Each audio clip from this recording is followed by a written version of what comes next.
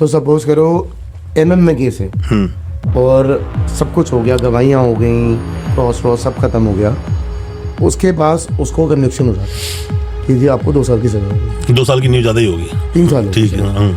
अब वो 3 साल की सजा होगी, बट उन 3 साल की सजा के बाद उसके पास कोई अपने पास लीगल राइट है कि वो आगे अप्लाई कर सकता बिल्कुल अपील में जा सकता है। है। तो वो उसके पास सेशन में जाएगा, जैसे बेल अपील में जाएगा, वो अपील में जाएगा, अपील में जाके बोलेगा अपनी बात के लिए कि भाई मेरा तो अगर वो अपील कर रहे हैं तो उस टाइम वो अरेस्ट होगा या नहीं होगा? देखो, अगर वो 3 साल तक का मामला है तो ये प्रोबेशन मिल जाता है यहाँ पर, तो उसको वहीं छोड़ा जा सकता है, अपील करने का मौका दिया जा सकता है उसको। पर कई बार प्रोबेशन को एक्सेप्ट नहीं करते हैं जजेस, वो कहते हैं नहीं मैं प्रोबेशन नहीं मानता, बड़ा सीरियस टाइप का मामला है, क्योंकि पॉक्सो में भी सेक्शन 8, 10, 12 यही बोलते हैं 7 साल तक के पनिशमेंट है। तो 3 साल की सजा किसी को बोली है तो प्रोबेशन का टाइम उसको लाभ देना चाहिए उसको, पर कई बार नहीं मिला, अपील में जाएगा तो उसको उसका लाभ मिल जाएगा। वो बड़े भारी भार रहे जब तक अपील डिसाइड नहीं होगी।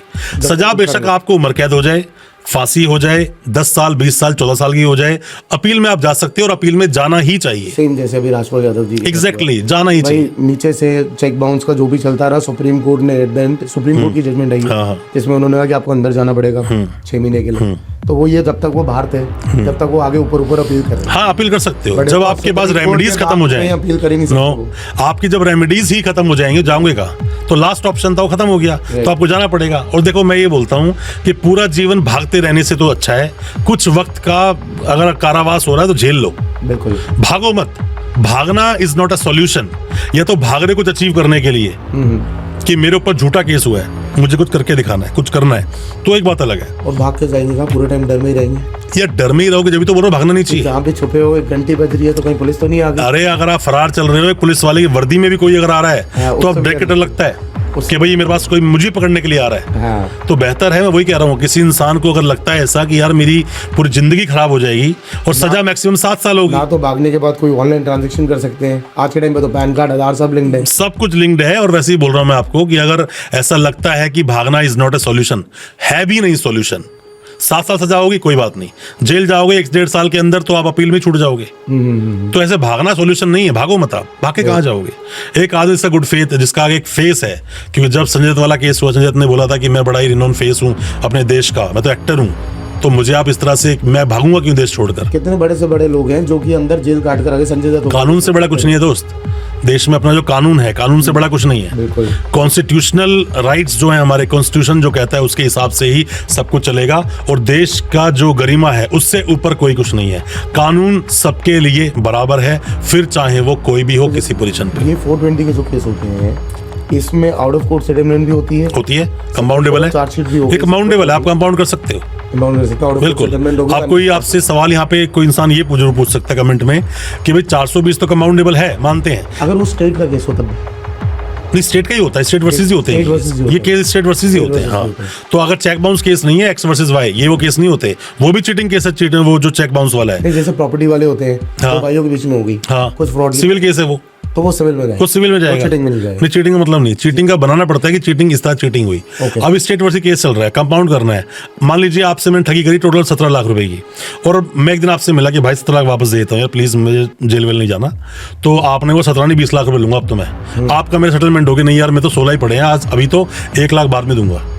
आपने चल ठीक है 18 में कर लेते हैं, होगी बात, बाहर हो गया, मैंने चेक दे दिया, अमाउंट आपको पहुंच गया, ये नहीं भी पहुंचा, कोर्ट में खड़े हो गए, आपने बोल दिया सेटलमेंट मेरा हो गया, मेरा पैसा मुझे मिल चुका, अब मुझे कुछ नहीं करना, जज पूछेगा तो हम इनको बेल दे दें, आप बोले जी बेल दे दो, तो या केस क्वैश करवा लो। केस उस दिन क्वैश हो जाता है या फिर नहीं, क्वैश करने की जो पावर है वो तो हाई कोर्ट को है ना, हाई कोर्ट सुप्रीम कोर्ट को। अच्छा। तो नीचे तो बेल मिलेगी, ऊपर क्वैश कराने जाओगे तो आप क्वैश करा सकते हो इस मामले को, केस आपका क्वैश हो जाएगा।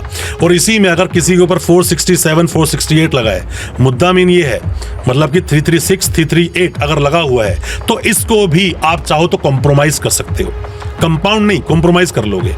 कॉम्प्रोमाइज करने के बाद में आप कोर्ट में जाइए, आप पैसा सब एक दूसरे दे दिया, अब सामने कंप्लेनेंट केस को नहीं चलाना चाहता, वो चाहता है आपको बेल मिल जाए, केस खत्म हो जाए, केस को खत्म किया जा सकता है। अच्छा, कॉम्प्रोमाइज की स्टेज मैक्सिमम केसेस में ओपन रहती है।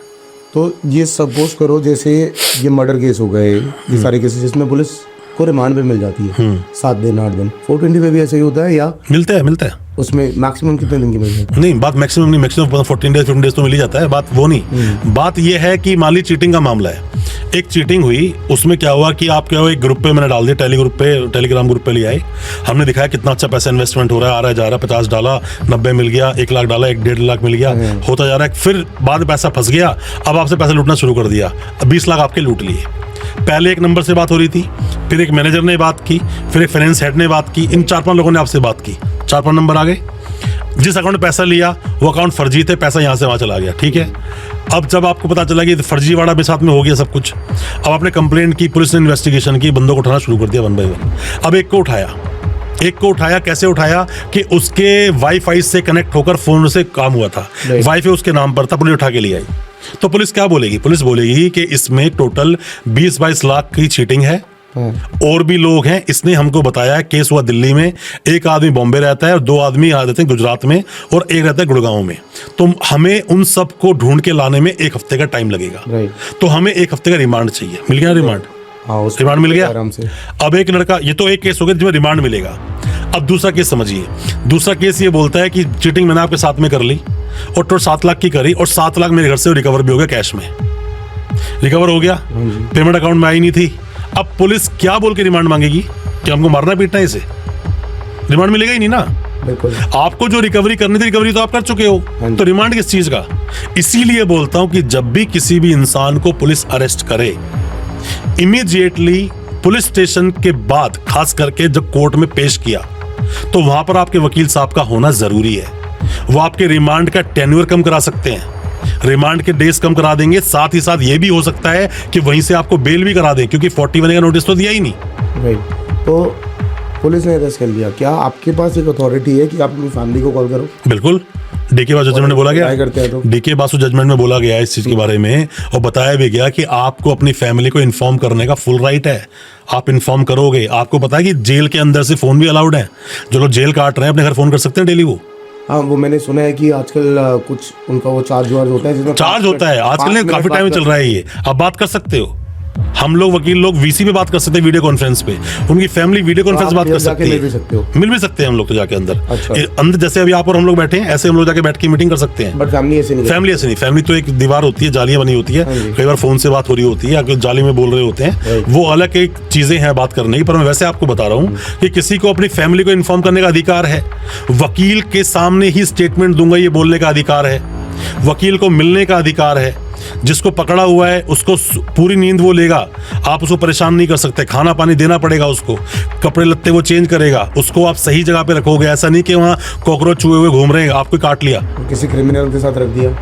नहीं देखो, रख दिया, उसको जान का खतरा तो बोल सकता है, अच्छा बोल सकता है। पर यार देखो, अपने देश में ना पुलिस कम है, पुलिस स्टेशन भी कम है, मैं बोलूंगा रखने की जगह भी कम है, ऊपर से पुलिस की उस लेवल की ट्रेनिंग नहीं है। अगर अच्छे लेवल की ट्रेनिंग पुलिस की हो तो कम से कम बताया जाए, क्या बताया जाएगा कि लाइफ एंड लिबर्टी, इंसान का जो ये देह जो शरीर है ना, इसकी रक्षा करने का उसका खुद का अधिकार है और किसी भी हद तक जा सकता है। इसीलिए बोलते हैं सेल्फ डिफेंस में आप किसी को मार भी सकते हैं। तो आपने मुझे ऐसी जगह पे रख दिया जहां पर चूहे वाला मुझे काट ले, प्लेग हो सकता है, मुझे बीमारी हो सकती है कोई भी, तो आप मुझे वहां कैसे रख सकते हैं? आप मेरे साथ में जानवरों की तरह व्यवहार नहीं कर सकते, ये इलीगल है।